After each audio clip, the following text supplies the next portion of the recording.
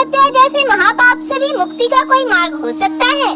क्या ऐसी गलती जिसके बाद इंसान खुद को जीवन भर दोषी समझता रहे कभी सच में सुधारी जा सकती है?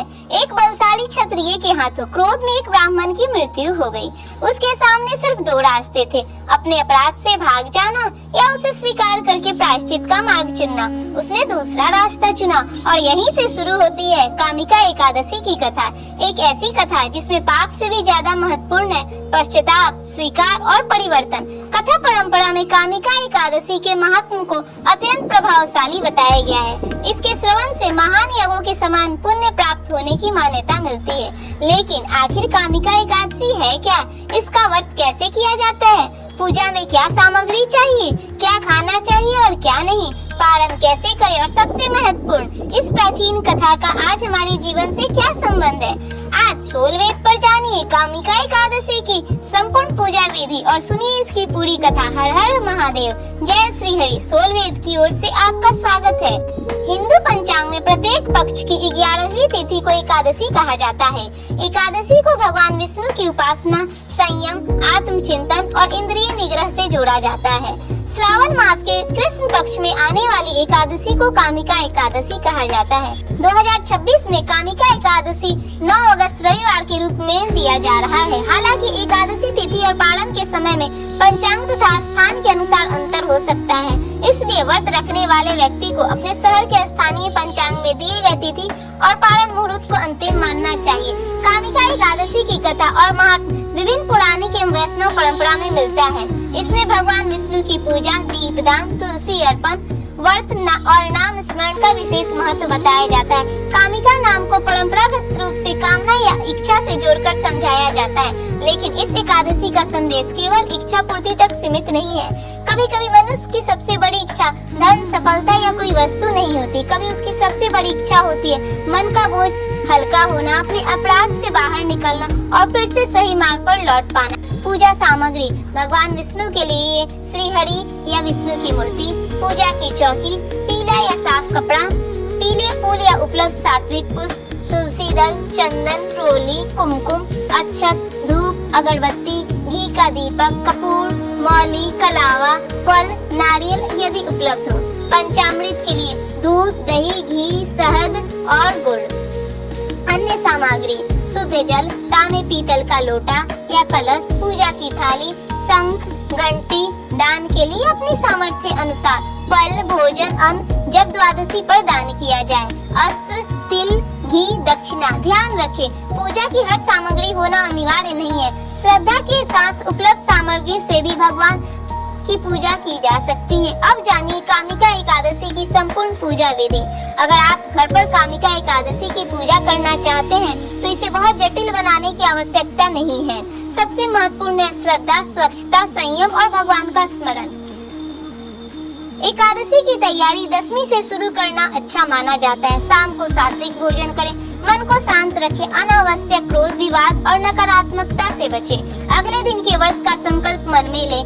यदि आप व्रत रखते हैं तो अपनी परंपरा और साथ के स्वास्थ्य के अनुसार तय करें कि आप फलाहार करेंगे या कोई अन्य व्रत विधि अपनाएंगे। निर्जला व्रत सभी के लिए आवश्यक नहीं है। एकादशी की सुबह उठकर ब्रह्म मुहूर्त में स्नान करें, स्वच्छ वस्त्र पहने, पूजा स्थान को साफ करें, चौकी पर पीला या स्वच्छ कपड़ा बिछाएं, भगवान विष्णु की तस्वीर या मूर्ति स्थापित करें, सामने दीपक रखें, सभी सामग्री एक थाली में व्यवस्थित कर लें, हाथ में थोड़ा जल, अक्षत और पुष्प लें, भगवान विष्णु का ध्यान करते हुए कहें, हे भगवान विष्णु, मैं श्रद्धा पूर्वक कामिका एकादशी का व्रत और आपकी पूजा करने का संकल्प लेती हूँ। मेरे मन, वचन और कर्म की अशुद्धियाँ को दूर करने की शक्ति दीजिए। मुझे धर्म, संयम और भक्ति के मार्ग पर चलने की बुद्धि दीजिए। इसके बाद जल किसी पात्र में छोड़ दें, हाथ जोड़कर कहें ओम विष्णुये नमः, फिर ओम नमो नारायण।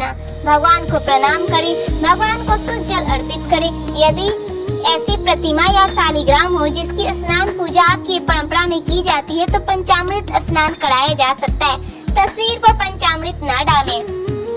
दूध, दही, घी, शहद और गुड़ से पंचामृत तैयार करें। उपयुक्त प्रतिमा को श्रद्धा पूर्वक पंचामृत से स्नान कराएं, फिर शुद्ध जल से स्नान कराएं। भगवान विष्णु को तुलसी दल अर्पित करें। हर तुलसी दल के साथ कहें ओम नमो भगवते वासुदेवाय या ओम नमो नारायण। तुलसी भगवान विष्णु की पूजा में विशेष महत्व रखती है।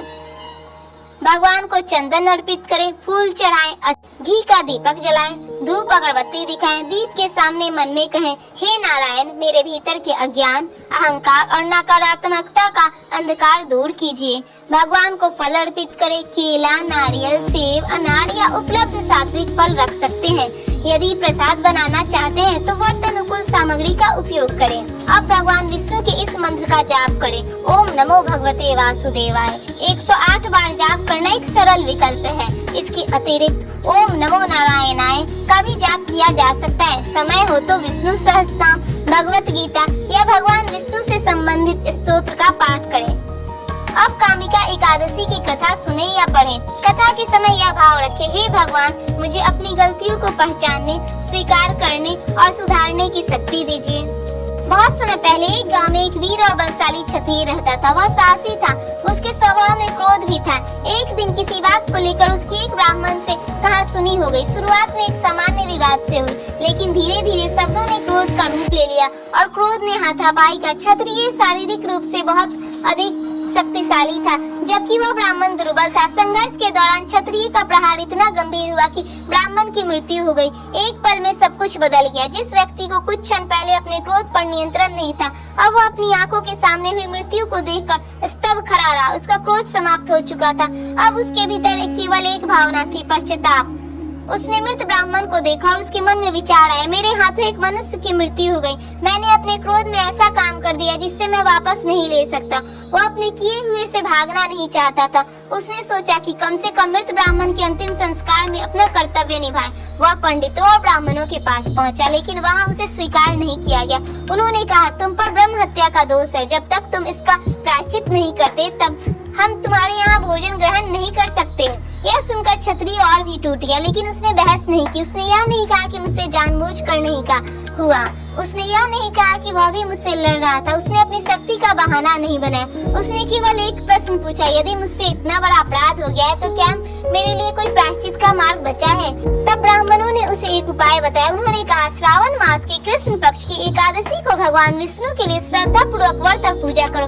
भगवान का स्मरण करो, दीपदान करो, अपनी सामर्थ्य के अनुसार ब्राह्मणों को भोजन एवं दान दो। क्षत्रिय ने इस मार्ग को स्वीकार कर लिया। उसके लिए यह केवल धार्मिक कर्म कांड नहीं था, वह अपने अपराध को स्वीकार करने की यात्रा थी। कामिका एकादशी का दिन आया। क्षत्रिय ने श्रद्धा पूर्वक व्रत रखा। उसने भगवान विष्णु की पूजा की, दीप प्रज्वलित किया, भगवान के सामने बैठकर अपने मन की बात कही। उसने अपने अपराध को छिपाया नहीं। उसने अपने भीतर उठ रहे पश्चाताप को भगवान के सामने रख दिया।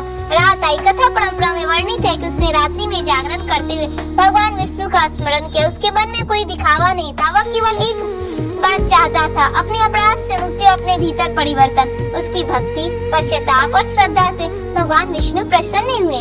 कथा के अनुसार भगवान ने उसे दर्शन दिया और उसके अपराध के पाप से मुक्त होने का आश्वासन दिया। जिस व्यक्ति को लग रहा था कि उसके लिए कोई मार्ग नहीं बचा, उसे प्रायश्चित का मार्ग मिल गया।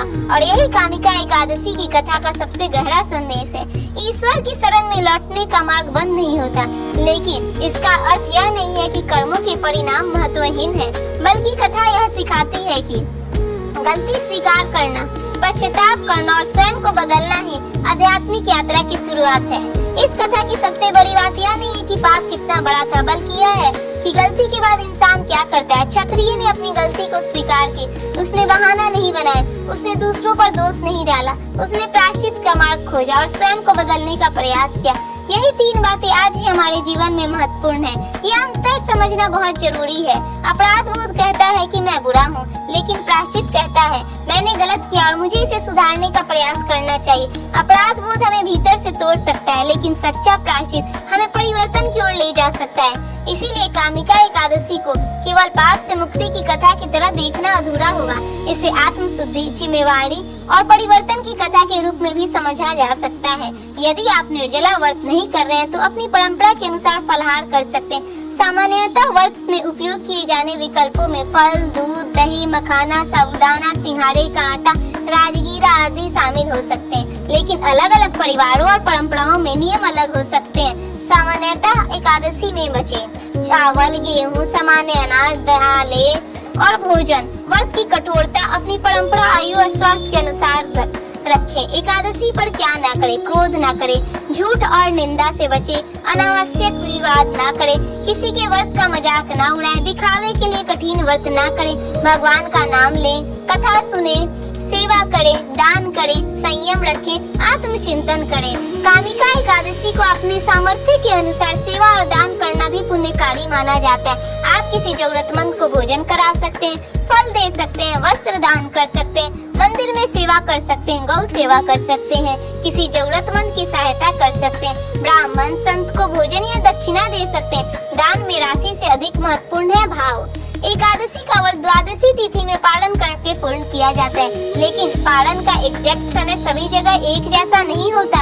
यह आपके शहर के स्थानीय सूर्योदय और पंचांग पर निर्भर करता है। इसलिए सोलवेद की सलाह है अपने शहर के स्थानीय पंचांग में दिए गए द्वादशी पारण का मुहूर्त ही अंतिम माने। पारण के समय से पहले भगवान विष्णु को प्रणाम करें। अपनी परंपरा के अनुसार तुलसी युक्त जल या प्रसाद लेकर व्रत खोलें या फिर सात्विक भोजन करें।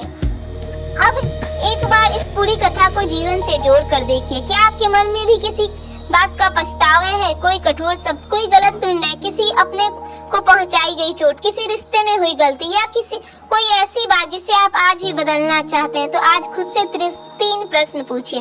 मैंने किस बात के लिए आज तक खुद को क्षमा नहीं किया है? क्या उस गलती को सुधारने के लिए मैं कुछ कर सकता हूँ या सकती हूँ?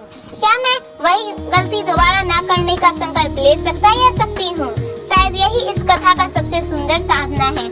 आज जब आप भगवान के सामने दीप जलाएं, तो उसे केवल एक धार्मिक क्रिया की तरह ना देखें। दीप अंधकार में प्रकाश का प्रतीक है, उसी तरह ज्ञान अज्ञान के अंधकार में प्रकाश है, पश्चाताप गलती के अंधकार में जागृति और भक्ति मन को सही दिशा में ले जाने वाला प्रकाश है। इसीलिए दीप जलाते हुए केवल अपनी इच्छाएं ना मांगे, यह भी कहें, हे नारायण, मेरे भीतर वह प्रकाश जगाइए जिससे मैं सही और गलत को पहचान सकूं।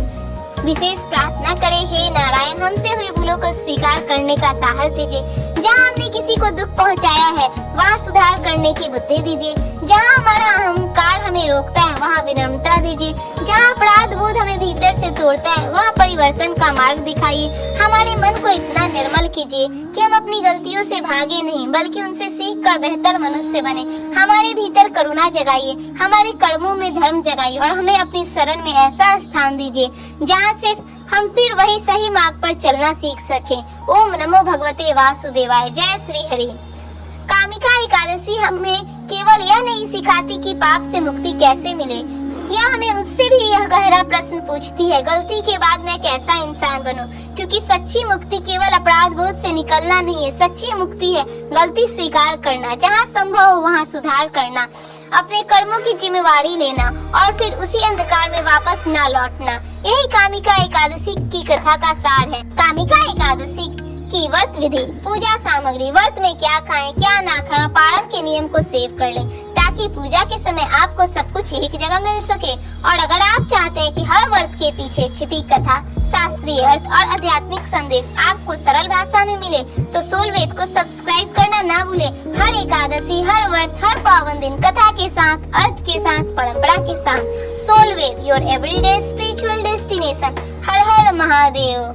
जय श्री हरि।